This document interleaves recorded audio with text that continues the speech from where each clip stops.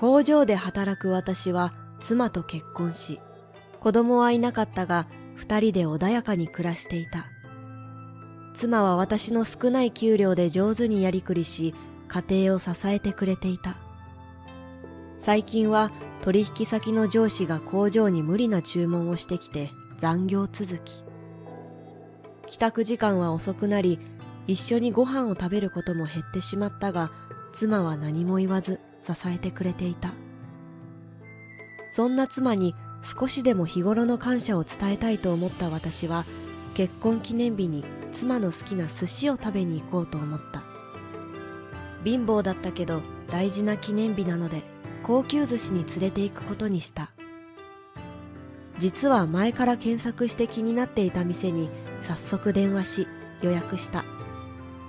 結婚記念日に食べに行くというと、素敵ですねなんて言われて恥ずかしかった。妻も喜んでくれるかなと期待に胸を膨らませながら当日を迎えた。めったに履かないスカートとヒールに戸惑いながら、妻はワクワクした表情だった。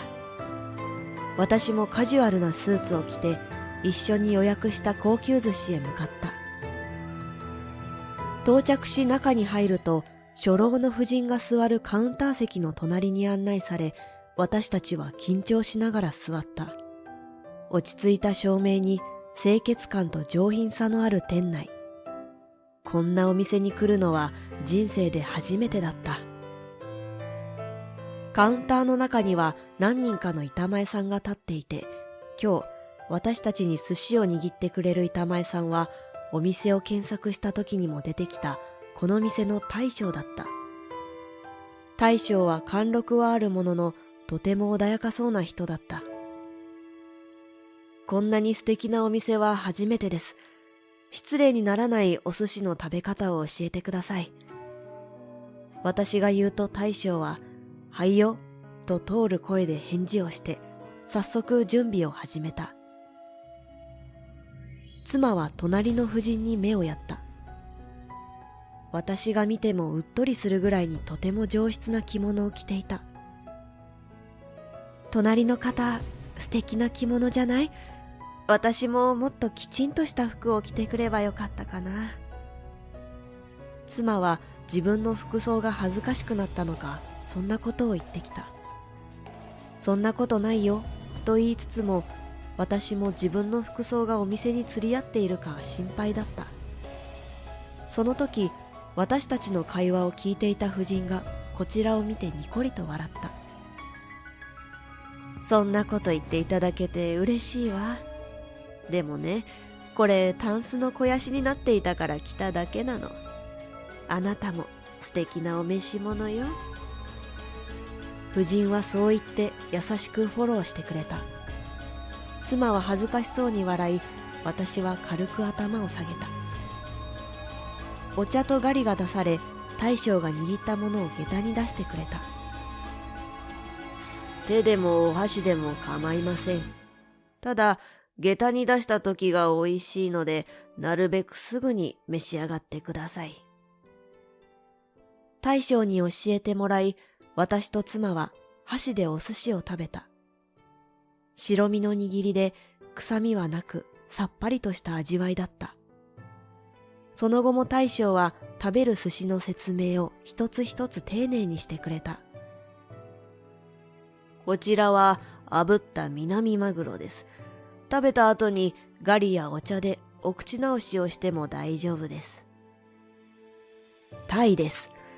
今日のお二人にぴったりですね。タイの話が聞こえていたのか、婦人が何かあるのかと聞いてきた。実は今日、結婚記念日でして。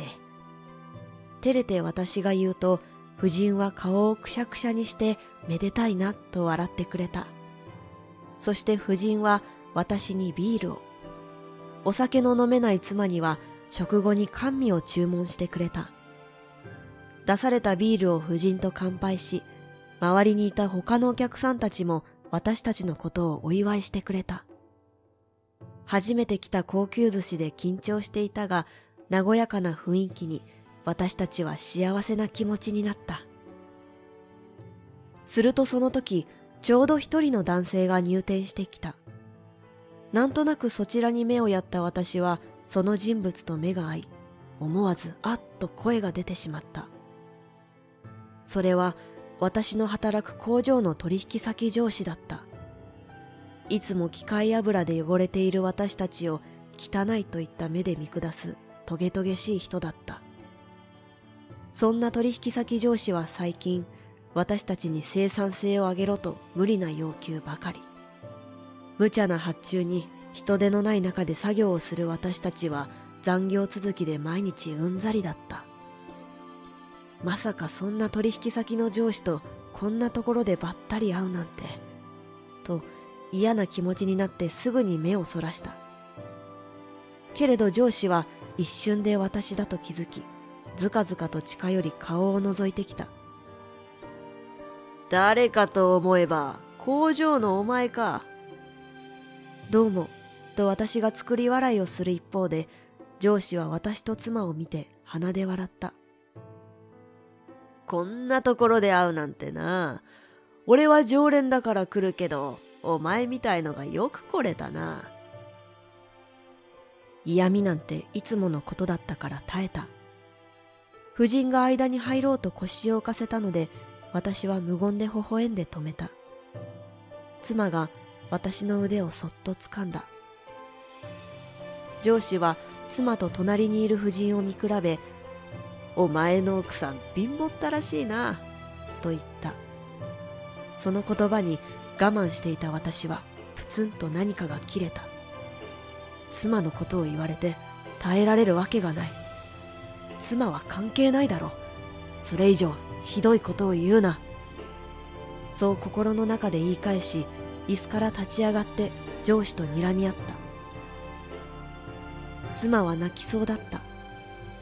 いいから、と妻は引き止めるが、私は怒りが収まらなかった。みすぼらしい格好の奥さんだな。老けて見えるよ。お前が稼げないから苦労してるんだ。手が上がりそうになるが、必死に抑えた。それまで和やかだった店内がざわざわしだし、せっかくこんなにもてなしてくれたのに申し訳なかった。ここで私が何か言い返しても、お店の雰囲気がますます悪くなるだけだったので、言葉を飲み込んだ。なんだよその目は。これ以上貧乏になりたくなかったら俺に立てつくな。工場長に命令すれば、お前なんかクビにできるんだぞ。私が何も言い返さないのをいいことに、取引先の上司は言いたい放題だった。しまいには、食べに来たのにお前らがいるから帰りたくなった、なんて言い出した。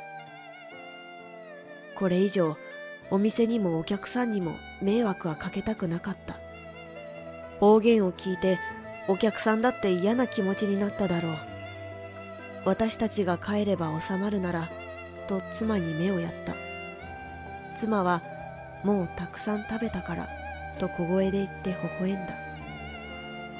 さあ帰ろうと、バッグを手に取ろうとすると、テーブルの下で夫人に止められた。カズちゃん、私の大事な友人が彼に迷惑かけてしまったみたいだから、今日は私がおごるから、いつものあれを出してあげて。カズちゃんとは大将の名前のようだ。夫人はよっぽどの常連さんなんだなとその時感じた。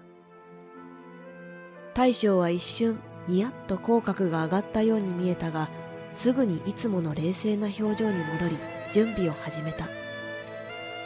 上司もおごりと聞いて機嫌が良くなったのか、夫人の隣に遠慮なく座ってきた。本当におごってもらっちゃっていいんですか？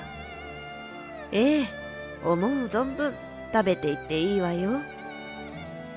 何が何だかよくわからない私たちは迷って大将の方にふと目をやると、目が合った大将はただただ笑顔でうなずいていた。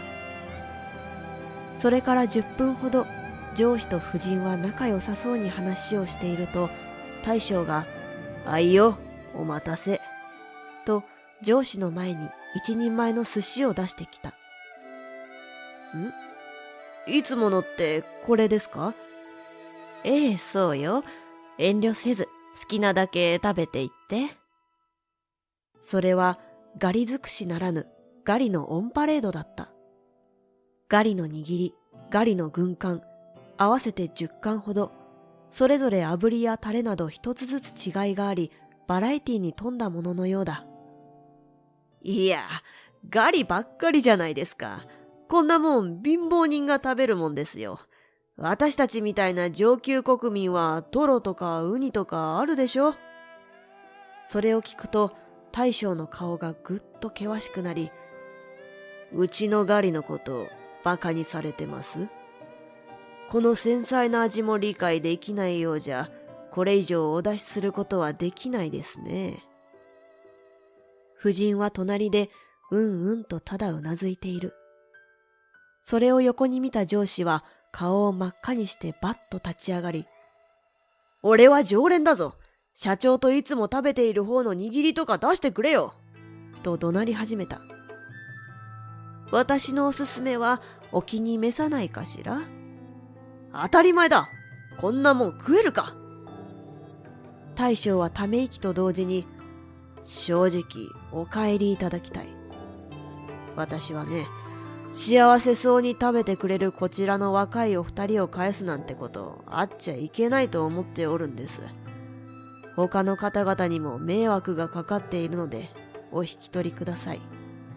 二度とお越しいただかなくて結構。申し訳ありませんが、社長の方にもそうお伝えいただけますか、夫人。え？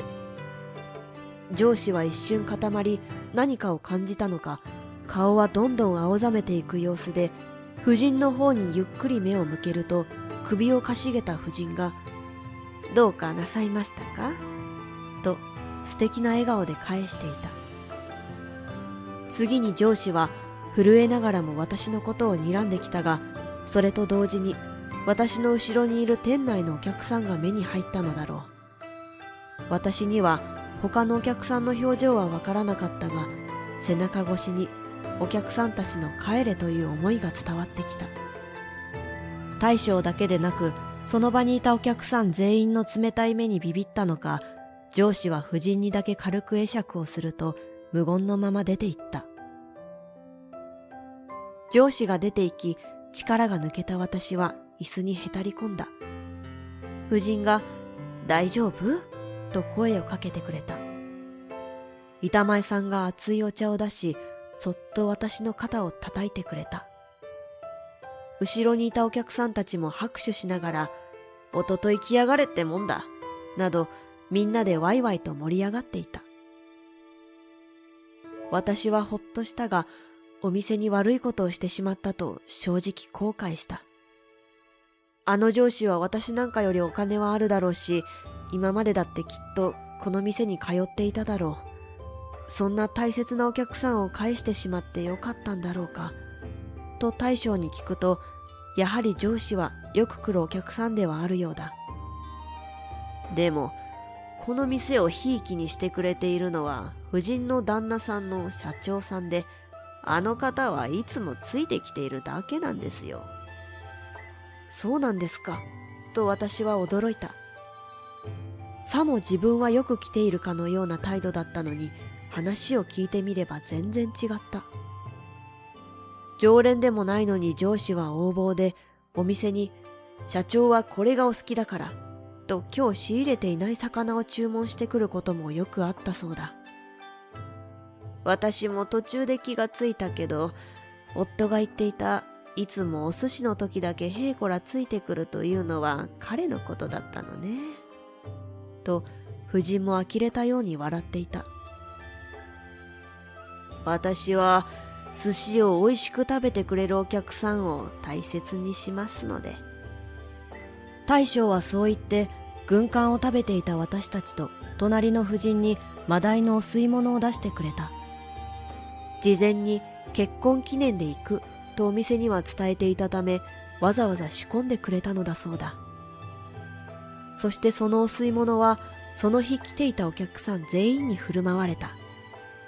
帰る時には大将は穏やかな表情で私たちのことを見送ってくれ、他のお客さんたちも、また一緒に飲もう、帰り気をつけてね、と、とっても温かい言葉をかけてくれて、本当に嬉しかった。ありがとう。そう妻がつぶやくと、そっと腕を組んだ僕らは仲良く店を後にした。これは後から聞いた話なのだが、私たちがお店に行った翌日、社長が夫人と共にお店に謝りに来たそうだ。大将は謝る社長にいえいえと、むしろ夫人に助けられましたと感謝をしていたそうだ。社長が妻は怖かっただろと大将に聞くと、小さくうなずく大将に、別に食べろって言ったわけじゃないのよ。これじゃあ私が悪いみたいじゃない。と夫人が嘆く一幕もあったそうだ。その後、工場に無理な発注はなくなり、日頃の横暴な態度を知られた取引先上司は肩身が狭くなったようだ。残業はなくなり、仕事は以前のように落ち着きを取り戻した。夜には妻と一緒にご飯も食べられるようになった。